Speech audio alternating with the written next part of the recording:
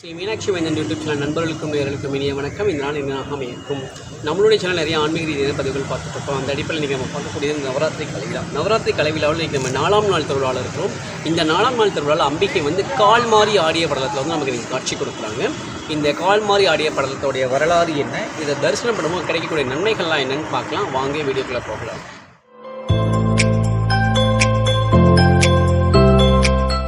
அற்புத கீர்த்தி வேண்டின், ஆனந்த வாழ்க்கை வேண்டின், நற்பொருள் குவிதல் வேண்டின், நலமெலாம் பெருக வேண்டின், கற்பக மூர்த்தி திருக்கை முன் சென்று பாரீர் பொய்யில்லை கண்ட உண்மை திருச்சிற்றம்பலம் தெல்லையம்பலம்.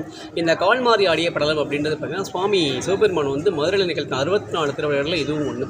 மதுரையை ஆட்சி செய்த ராஜசேகர பாண்டியன் பார்த்திங்கன்னா எல்லா கலைகளையும் சிறந்து விளங்கினார். அவருக்கு பரதக்கலை மட்டும் தெரியாது.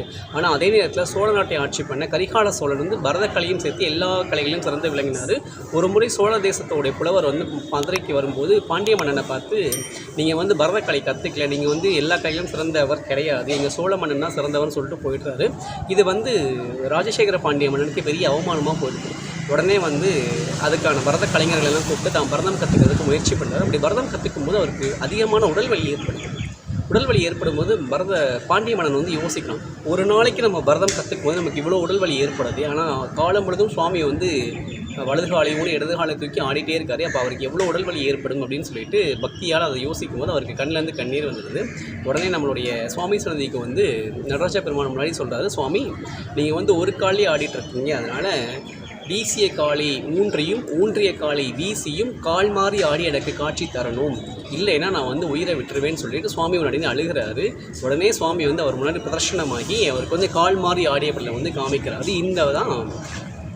இந்த வரலாறு அடிப்படையில் நம்மளுடைய சுவாமி இந்த கால் மாறி ஆடிய படலத்தை இன்றைக்கி நமக்கு மீனாட்சி அம்மா காட்சி கொடுக்குறாங்க. இந்த கால் மாறி ஆடிய படலத்தில் நம்ம சுவாமியோ மீனாட்சியோ தரிசனம் பண்ணும்போது கலைகளில் சிறந்து விளங்கலாம். அந்த அற்புதமான ஒரு விஷயம் நமக்கு அம்பிகை கொடுப்பாங்க. இந்த தரிசனம் இந்த கால் மாறி ஆடிய படலத்தை அம்மாவை தரிசனம் நமக்கு எல்லா கலைகளும் சிறந்து விளங்கும். கலைகள் அப்படின்னா அது எல்லாமே அது சிறந்து விளங்கும் போது பேரு புகழ் எல்லாமே நமக்கு கிடைக்கும்.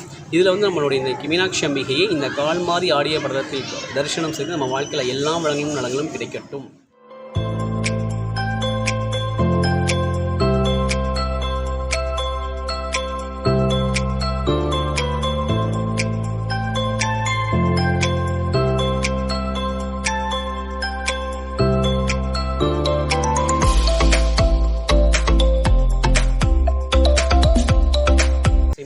யூடியூப் சேனல் லைக் பண்ணுங்கள், கமெண்ட் பண்ணுங்கள், ஷேர் பண்ணுங்கள், சப்ஸ்கிரைப் பண்ணுங்கள். மறக்காம பக்கத்தில் பெல் ஐகானை கிளிக் பண்ணிக்கோங்க. நன்றி, வணக்கம்.